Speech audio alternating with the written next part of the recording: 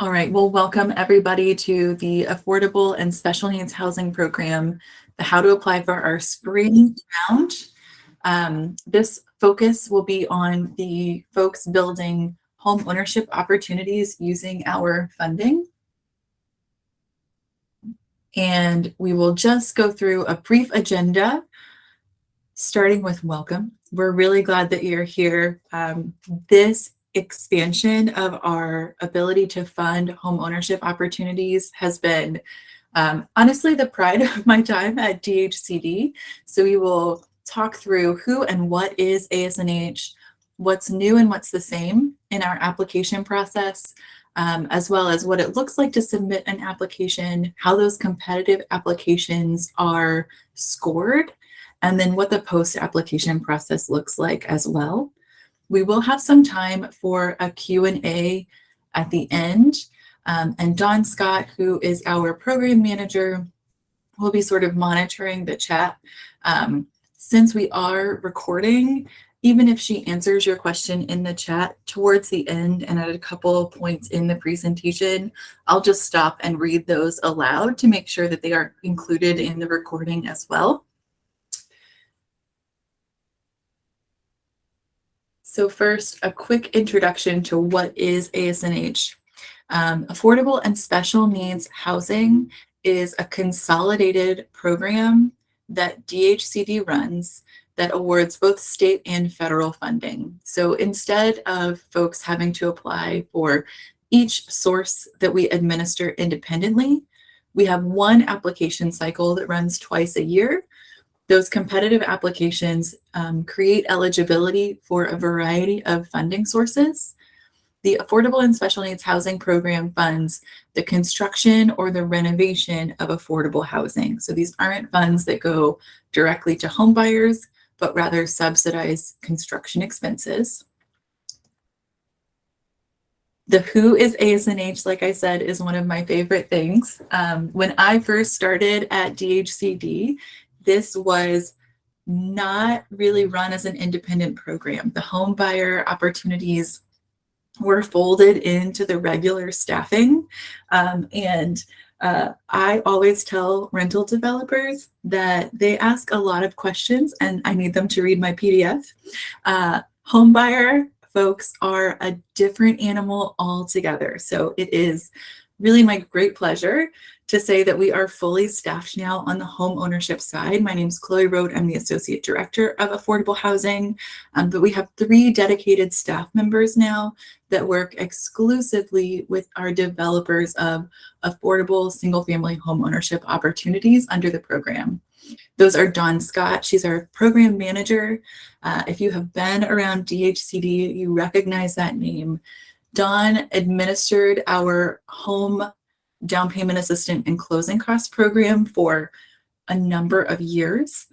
So she has come over to lead this team. She still works closely with the DPA team, but we really lean on that depth of knowledge that she's had throughout the years administering home funding into home ownership opportunities. And then we have 2 program administrators, Sarah Foote, who has been with DHCD in a couple of different roles and has come over to work with our developers, and Joan Marshall. Joan came from Project Homes by way of Berlin. So she has experience in the Richmond region working in program funding administration on the recipient capacity. And so she has been with us.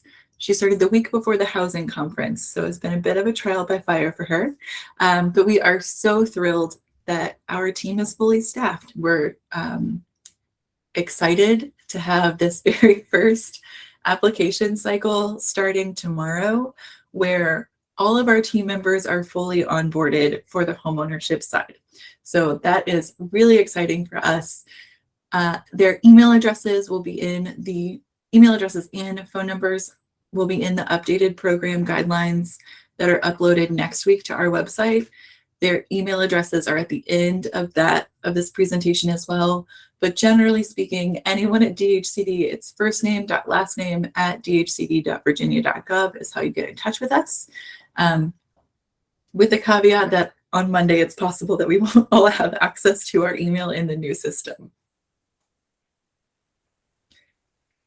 So what is new with ASNH? Outside of our staffing, the application itself looks a little bit different. So for this fiscal year, so last fall and this upcoming spring, we made some structural changes to the application process.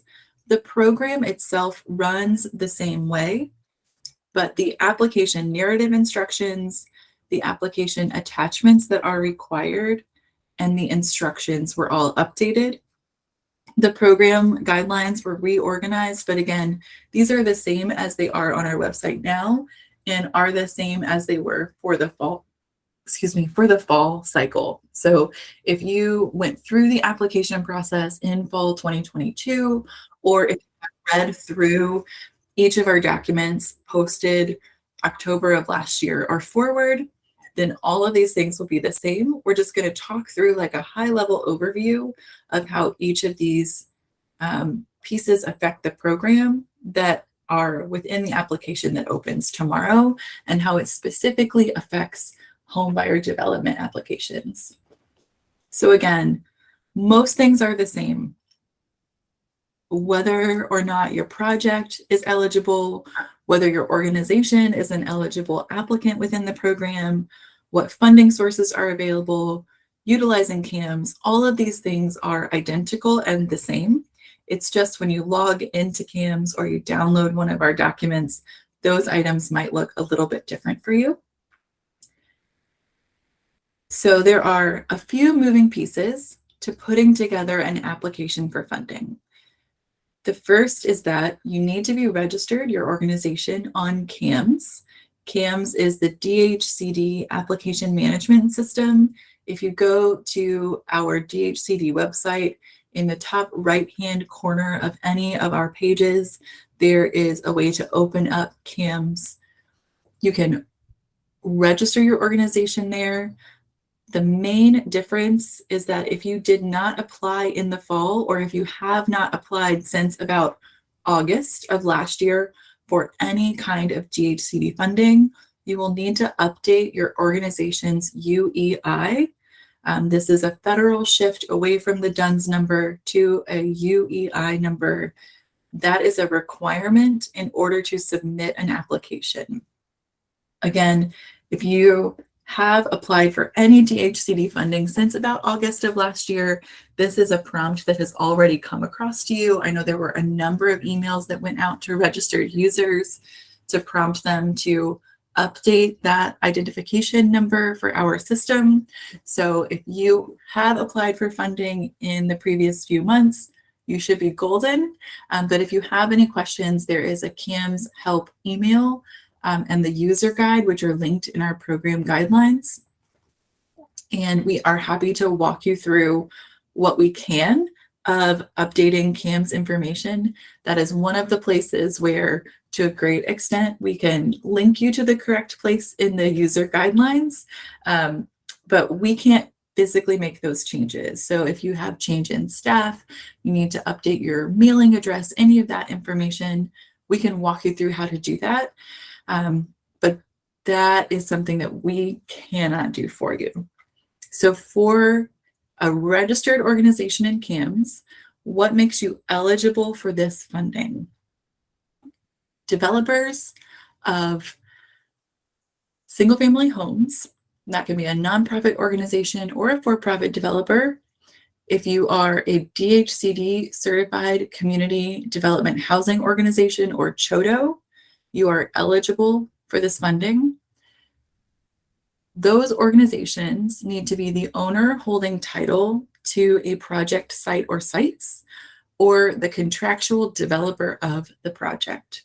So, for example, I see Overton on the call. Habitat Virginia is not necessarily going to develop actual houses, right? So then the affiliate organization is going to own the title to that land and do the development work. So even though you might call Overton for some assistance on your application, he might refer you to one of their consultants. The affiliate organization is actually the primary involved party in the development of the units, who owns title or is doing the contractual development.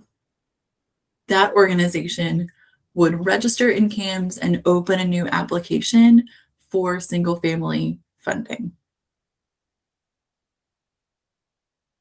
Then, once you're certain that your organization is the eligible applicant, you have to identify what we call a project. A project is our shorthand for a grouping of homes that are listed in an application.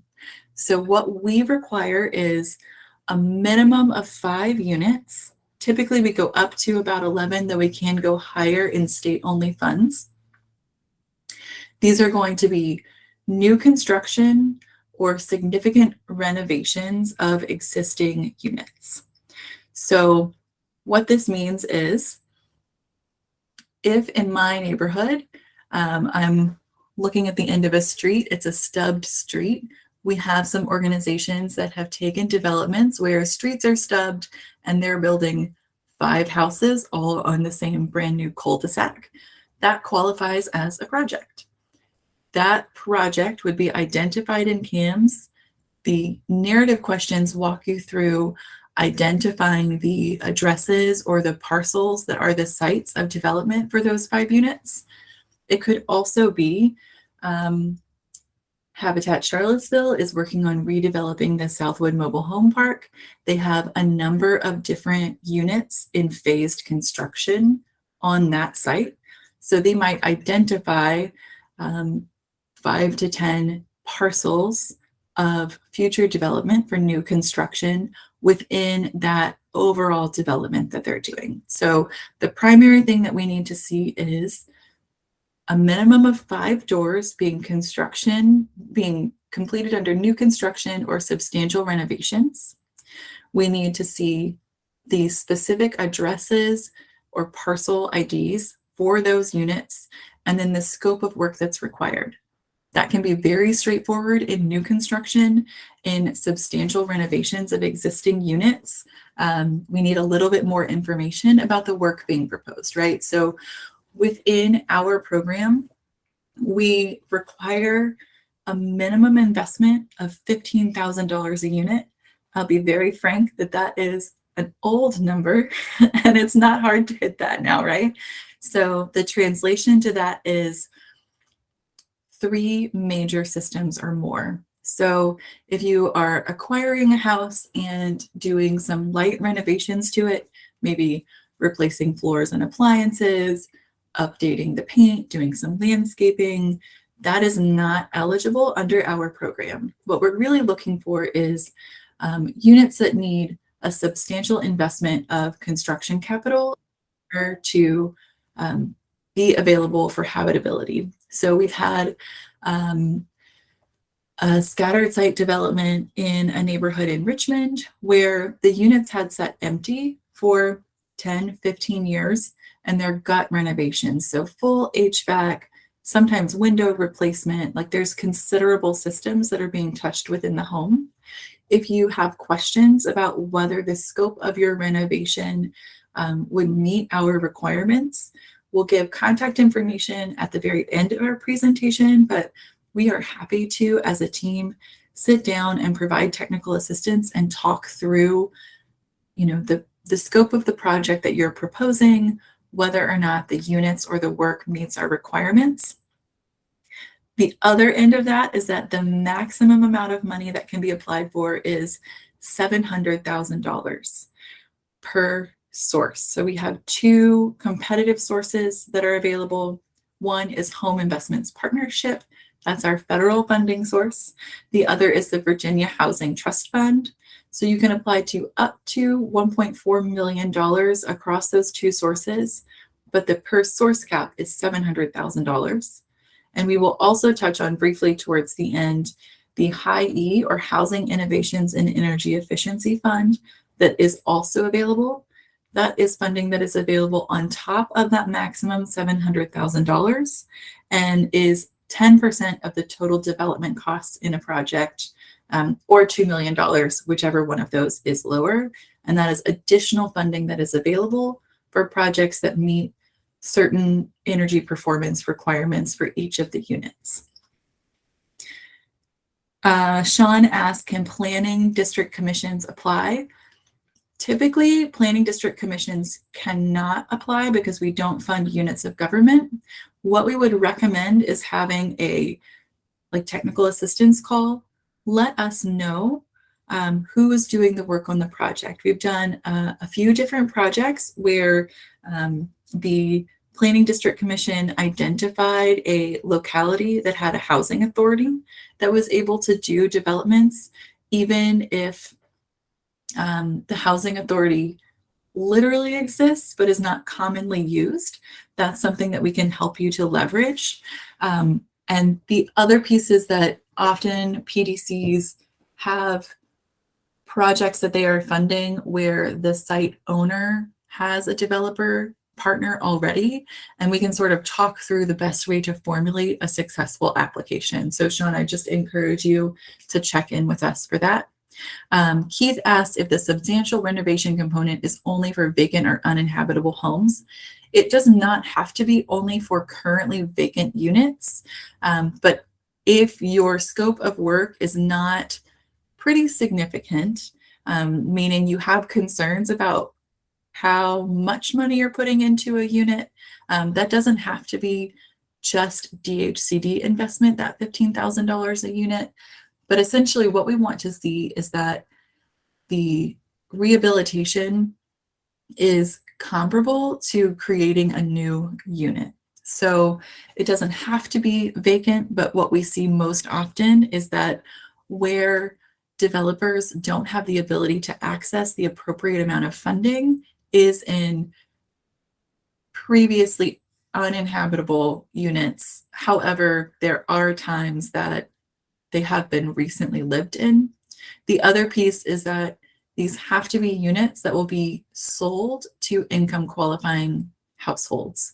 So there can't be a homeowner already in place for those renovations. These have to be on empty units, although it does not need to be, quote, vacant or uninhabitable for that. Does that answer your two questions?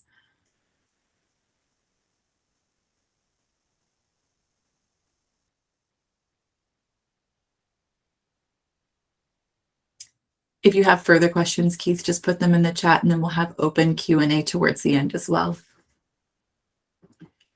So again, what funding sources are available? Our program for this fiscal year has about $8 million of Home Investment Partnership federal funding, about $60 million of state Virginia Housing Trust Fund dollars, and $80 million available through Housing Innovations and Energy Efficiency. In the springtime, particularly when we adjourn without a budget in the GA, the question comes up, what does that mean for this spring round? We have funding allocated for the fiscal year. So these are the total amounts of each of these sources that are available across our program for the full fiscal year. So through our spring application, and then we typically have contracts or announcements out by the end of June. Any discussion currently happening in the General Assembly or in the finance committees would affect our funding starting July the 1st and moving forward. We did receive from HUD our estimated allocation of Home Investment Partnership funding for next year. That is approximately the same for fiscal year 2024. Virginia Housing Trust Fund, we are expecting to be level funded. So we anticipate at least those two sources will remain relatively the same for next fiscal year, which will be our fall and our spring round, fall 23 and spring 24.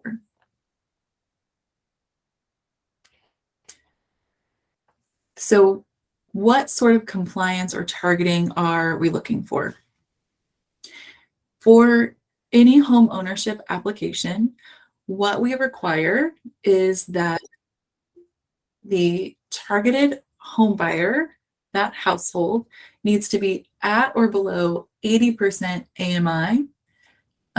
That area median income is determined regionally, right? So this is a number that comes directly from HUD. If your organization has a mission or prefers to target deeper than 80%, that is allowable. Our restriction is that once you're at 80.5% AMI, that's a no-go, right? So what we're looking for is the maximum household income for the qualifying individuals is 80% AMI. You can target lower than that. And then our requirements for affordability restrictions are determined based on the DHCD investment per unit. These are the federally determined home investment partnership, home program, home buyer affordability requirements, and we use those across our state funding as well. So if you are looking at in the neighborhood of $15,000 to $40,000 in an individual unit, we do a deed of trust for 10 years. And if it's more than $40,000 a unit, we do that for 15. This is something that, depending on other sources that go into the affordability provisions for the household, we may need to adjust these to stay in program compliance. So if your organization is utilizing a subsidy outside of DHCD's ASNH program, just let us know in the application. That doesn't affect scoring, but it does allow us to provide the appropriate technical assistance to ensure that the home sales are done in a compliant manner so that we can meet our federal regulations. So we have federal funding and we have state funding that's available to homebuyer subsidy developments. There are some additional requirements that come from the federal provisions of the home program. The main two are that we are required to have a scoring preference or a set aside for CHOTO involved projects. And what that means is that if your organization has applied for certification at DHCD for being a community housing development organization, then there is a 5-point scoring preference for home funding.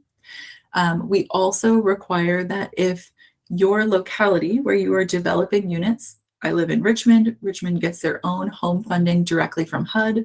That's called being in an entitled or consortium area.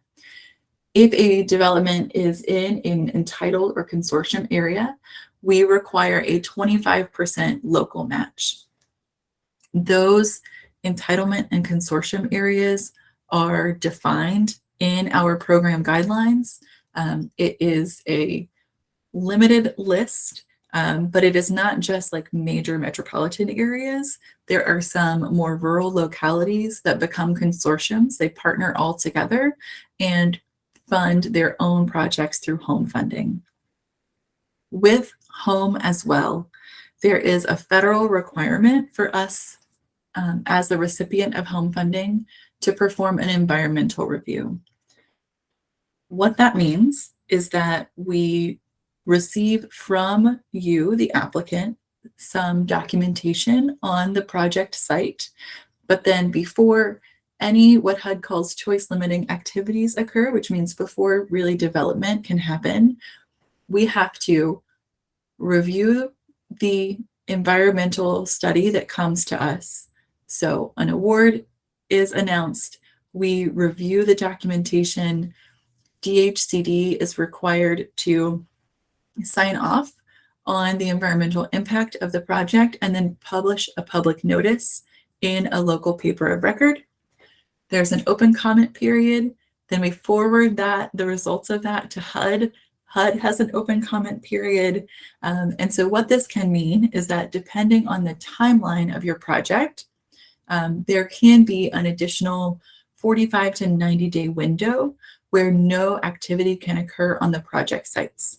So if thinking through an application that's submitted in April and may not be announced until June, if an additional 2 to 3, 4 months could have a significant impact in your project timeline, contact Dawn and her team.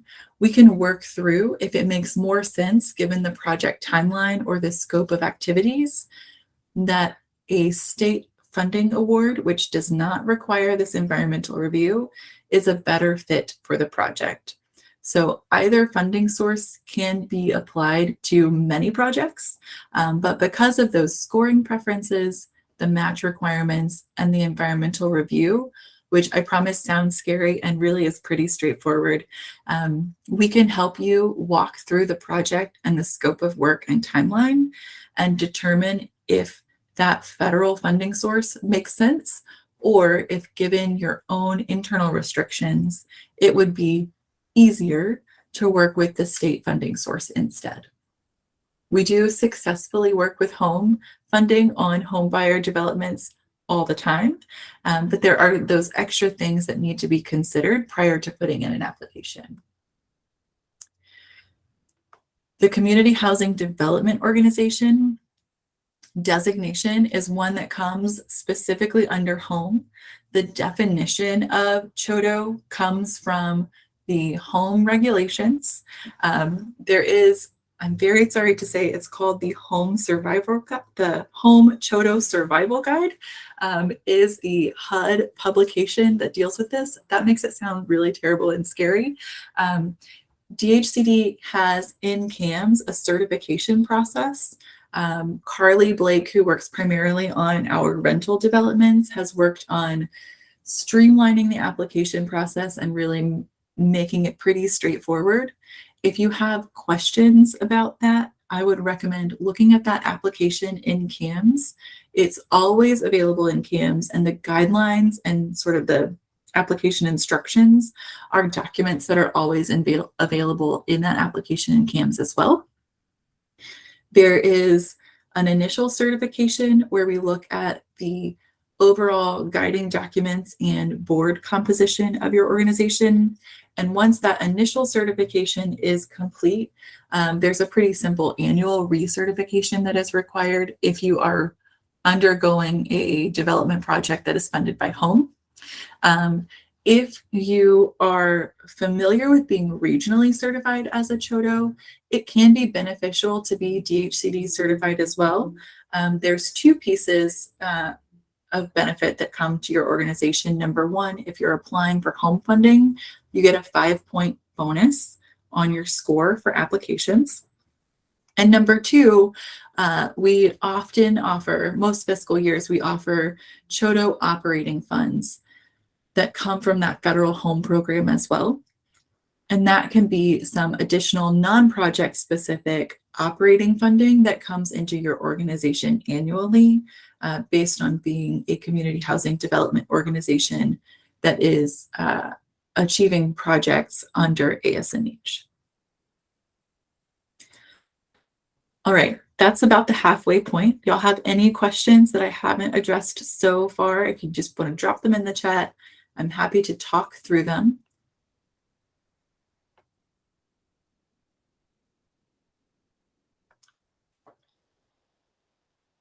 All right, so we will get into application submission. The big piece that everybody wants to know, oh, there's a typo, it's April the 4th. I apologize for that. The application opens tomorrow. I will correct the slides before they go up on the website.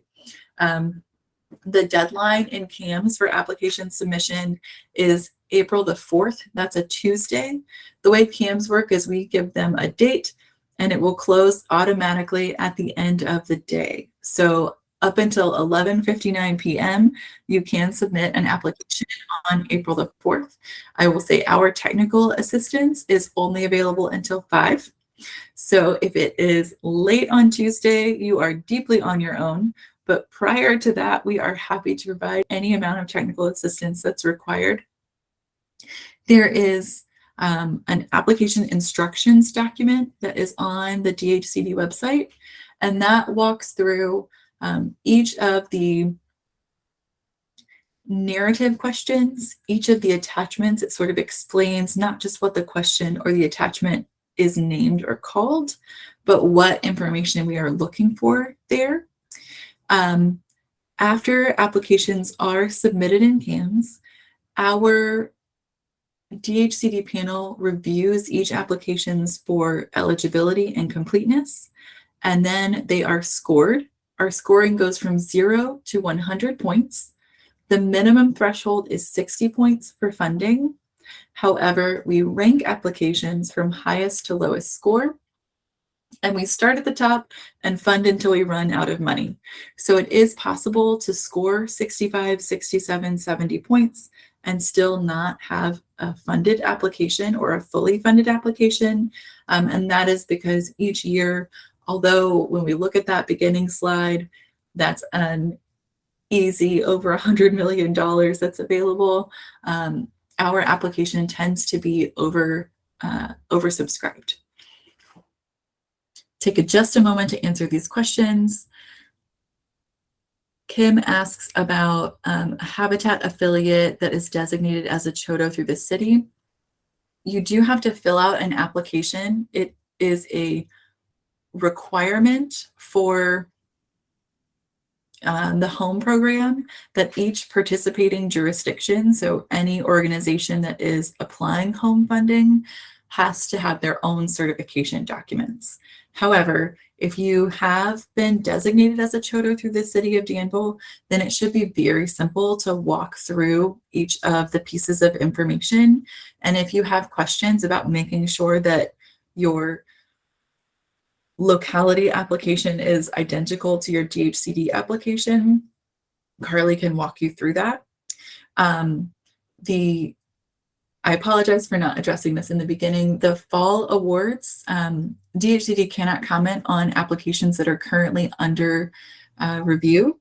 So applications for all DHCD funding come directly from the Office of the Governor.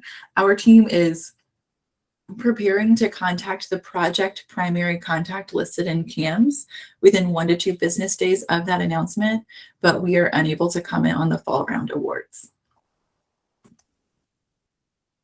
So we will get into the scoring overview. So like I said, 100 points is our scoring metric. Those scoring points are divided into 3 categories. The first is meeting a market area need. That's 40 points. What we're looking for here is an illustration through the narrative responses, the information included in attachments, that the project as proposed is meeting a need within its market area. So there will be a number of narrative questions that touch on ways that you show there is demand for the particular product that you are producing. That could be, making sure that there is a match to the number of bedrooms and number of bathrooms, overall size, the general cost, to the demonstrated need of the area. For home funds only, projects that are located outside of those entitlement or consortium localities receive 5 points here. So our housing trust fund scores, the minimum points available on an application is 10.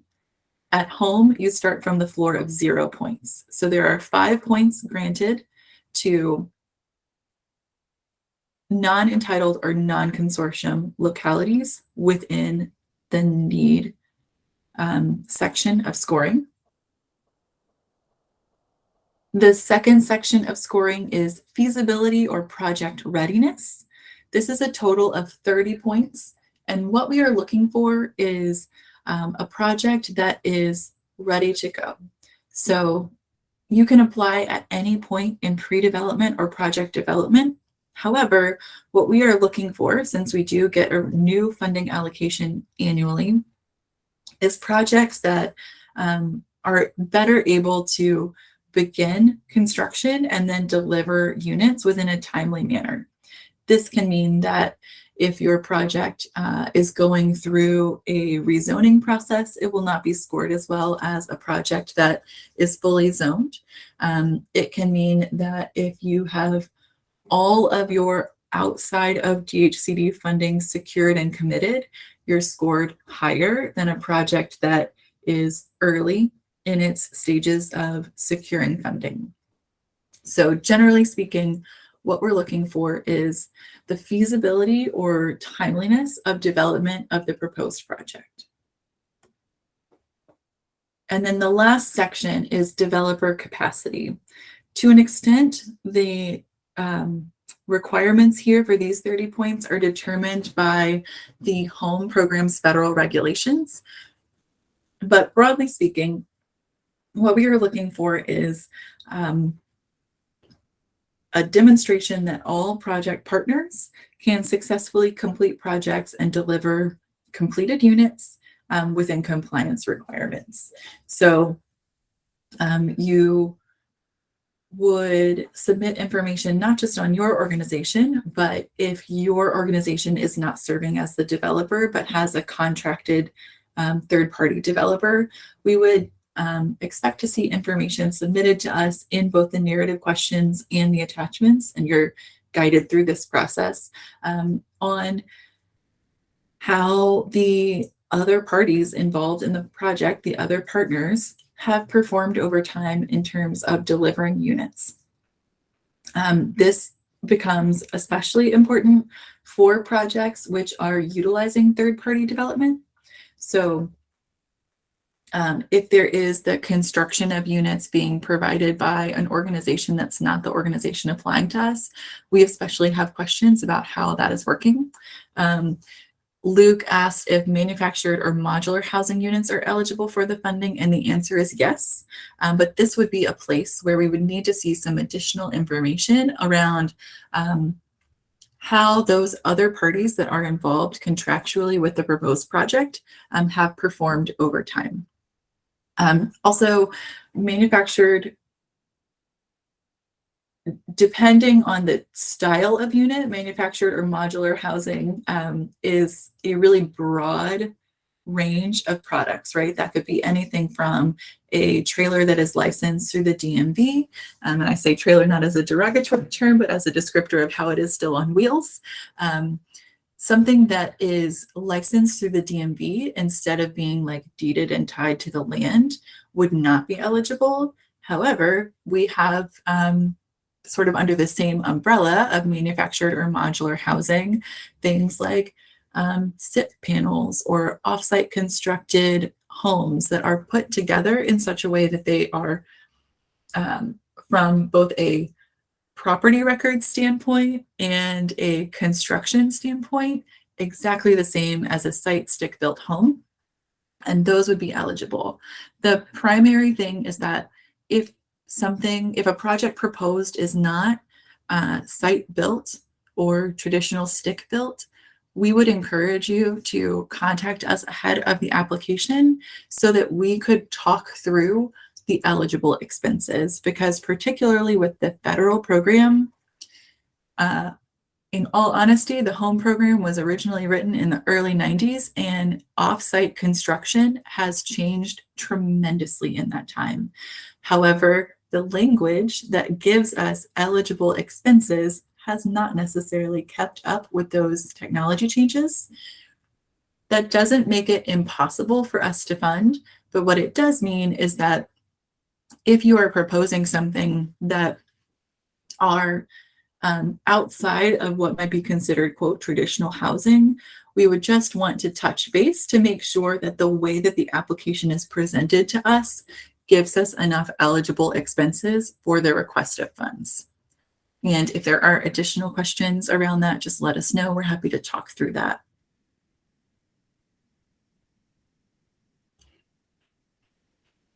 All right. So we talked briefly about High E earlier. High E is an additional type of funding that we have available.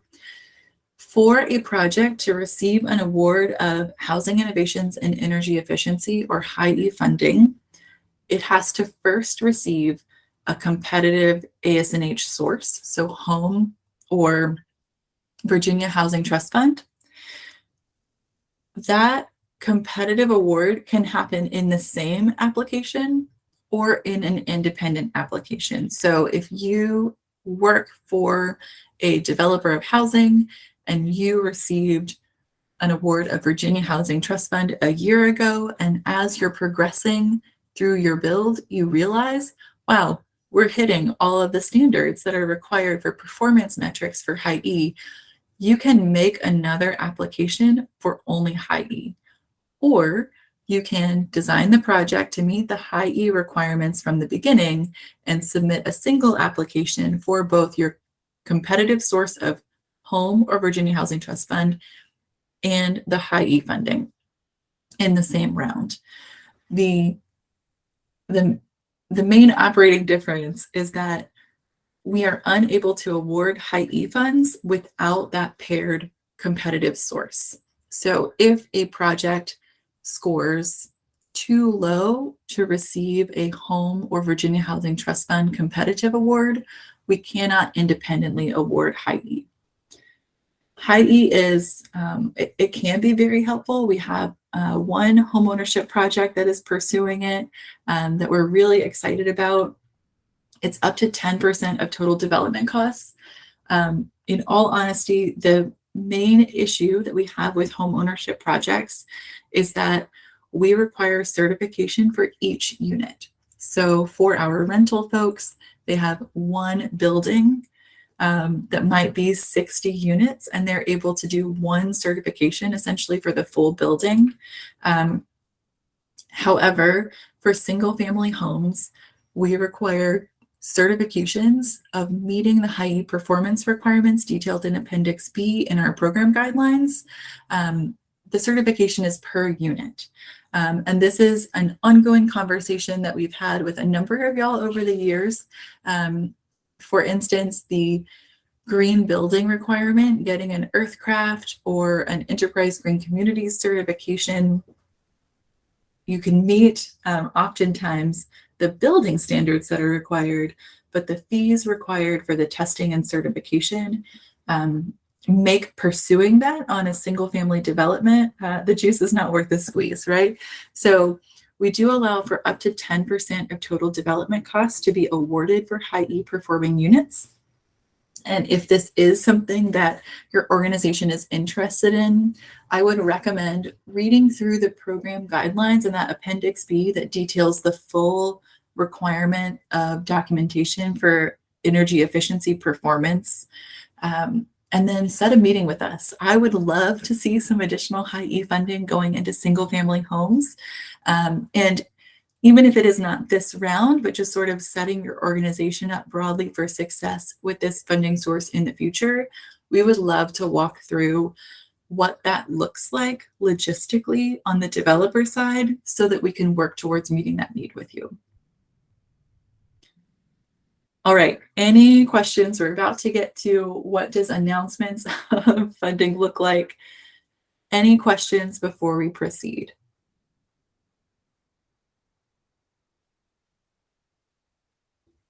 All right. So after you submit your application, what does the post-application process look like? Internally, DHCD does a panel review and makes recommendations to the administration for awards. The Office of the Governor of Virginia makes the announcement of Affordable and Special Needs Housing Awards public. Typically, this is in a news or press release. Occasionally, it can come in concert with like a ribbon cutting. We are unable to comment on the timing or the contents of that announcement. The recommendation process, honestly, is a tough one for an administration. Every funding source, essentially, that comes through DHCD, every funding source that is competitively awarded from other agencies, all of them flow upward through the secretariat of the agency, and then also the governor's office. So there are a number of internal policy staff reviews and so forth that are all sort of having to be accommodated. What our best advice is that the project primary contact is the person that we're going to reach out to. So if your organization can keep their CAMS information accurate and up to date, and make sure that the project primary contact listed on the application is a person who is aware of the application process. Sometimes folks put in like a CEO, but they don't know that application announcements are coming out. Just make sure that project primary contact, it's not required to be your executive director or a C-level executive. Whoever is going to be the principal person that the ASNH team will be in contact with on the development should be listed in that spot. We then, within 1 to 2 business days of the announcement, reach out over email. We can follow up by phone after that, but honestly, due to the nature of the number of projects, for better or for worse, our funding has tremendously increased. That's amazing. I love getting more money out the door to y'all and your projects. However, that means that there's a considerable increase in the number of projects that we are touching base with as well. So please know, within 1 to 2 business days, we're going to reach out over email. We have both successful and unsuccessful applicants are all contacted. So once the announcement is made, it takes us just a couple business days to reach out. After an award is made, there is a high-level overview of the process here, which is we send an award letter that grants acknowledgement of the funding. And then we also have a terms letter. This is something that is newer for our single-family home approved awards. This letter really is designed to give you each of the next steps that come after an award. So what as an organization do we need to prepare and send back to DHCD? What is the next communication that we can expect from DHCD? All of that is in the terms letter. It also identifies the properties that are coming under contract or are eligible to come under contract. Essentially, that terms letter is your guide sheet, right? It's a full checklist of what comes next. What we will take from that terms agreement is creating a program agreement or a loan commitment. That's the formal commitment of the awarded funding. Typically, we have about 12 months from the date of notification of award to come under contract. So during that 12 months, that's not like a cushion for development timeline, but really what we're trying to do there is give both the applicant and DHCD staff a requirement to meet any pre-contract requirements. So that would include going through the public notice period for the federal funding, getting through any last issues with the locality that may come up. That program agreement is the formal commitment of funding, and then typically we allow about 24 months for completion and delivery of the units. If your project is awarded, how do you access that funding? Once we have that program agreement, our team works with you to record a deed of trust. That deed of trust, the primary deed of trust, is for the full awarded amount and touches every parcel that is under contract. So if you have 5 units, if you have 10 or 11 units, each of those units or parcel IDs, if they don't have physical addresses, will be recorded on a primary deed of trust for the full award amount. So as an example, if you were to be awarded $500,000 over 5 different parcels, we would record between DHCD, the applicant organization, a deed of trust recorded locally over all parcels for $500,000. Then the funding is made available as construction reimbursements. Those are paid in typically 4 installments over up to 24 months. So that completion timeframe of about 2 years, we pay out 4 installments. When a unit is completed and sold to a homeowner, that per unit investment is released from the primary deed of trust and then tied to the new homeowner. So all of that to say, when you're applying for funding, once you come under program agreement and you have the formal contract and commitment of funding, you start to build and draw down based on actual expenses on the project Typically, those construction reimbursements are at about 30, 60, and 90% completion. And then as you sell the units, our team works with you to release the deed of trust that's on that parcel and ties to your development entity and tie it instead directly to the home buyer. And that's where we get that affordability period that we touched on earlier in our application, which is if you have a unit that is $100,000, that deed of trust is for a different length of time than if you have only $30,000 into the unit. But we walk you through all of this process. That is the great part of having Joan and Sarah and Don all on the team, is that you'll be assigned to a program administrator, Sarah or Joan, and then that team is able to walk your organization through the full process of signing a contract, any necessary work that needs to happen before that, and then getting through final CO or substantial completion certification and selling that house.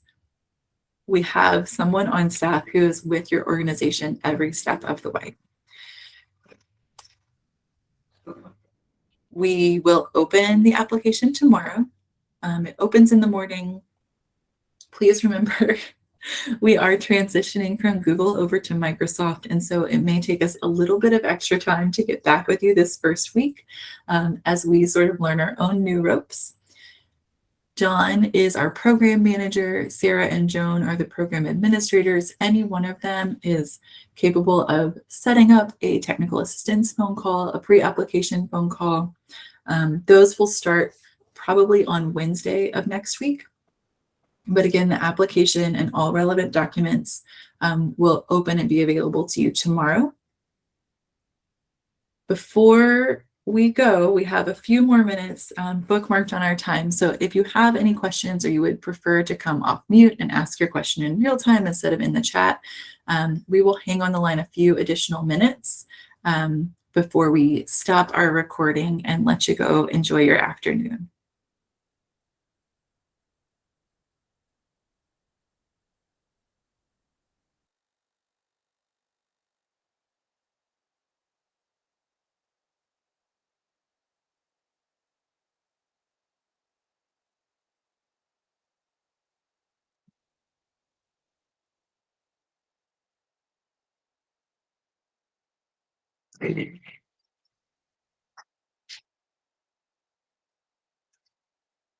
Overton, you got a question for me?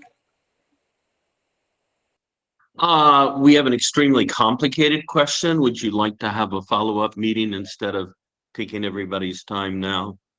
If it is likely going to be very project specific and not general to the application process, shoot John and I an email and we will set up a call.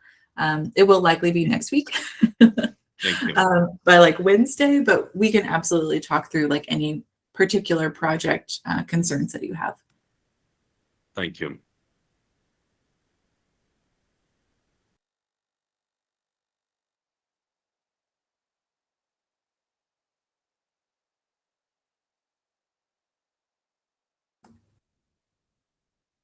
All right, anything else, y'all?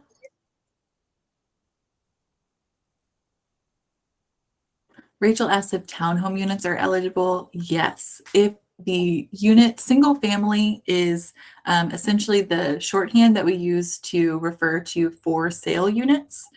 So townhome or condo style units can be eligible. Typically what we request is that you just contact us and we talk through sort of the structure, but single family attached, duplex units, what we are looking for, broadly speaking, is an individual unit that will be sold to one household for ownership. But the actual legal structure and sort of the descriptor of what that home looks like, it doesn't need to be a freestanding unit. Michael asked the follow-up about a condo building. The condos themselves are eligible. So the thing that we need to talk through before you put in an application is the structure of the condominium association. What we have to fund is the single units. So if there are 5 or 10 units within a condominium association building, we are happy to fund those, but it does need to be structured as ultimately for sale to individual qualified homeowners.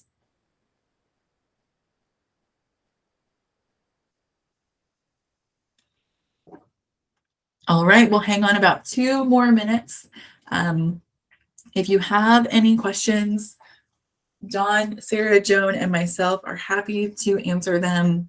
Just a final reminder, it is possible that at some point tomorrow, we do not have full access to our email, and it may take us a little bit of time to get there on Monday.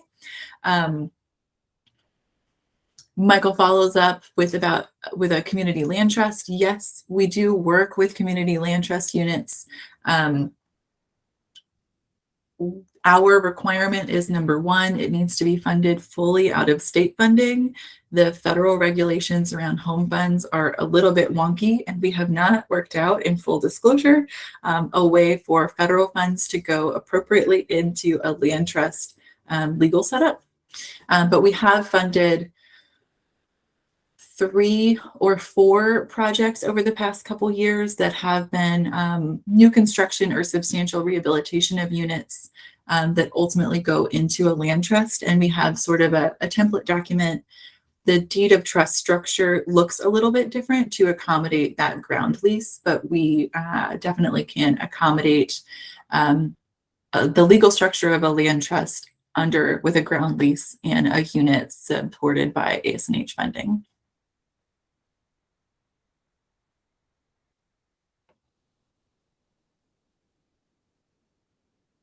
All right, well, thank you all very much. I'm going to stop our recording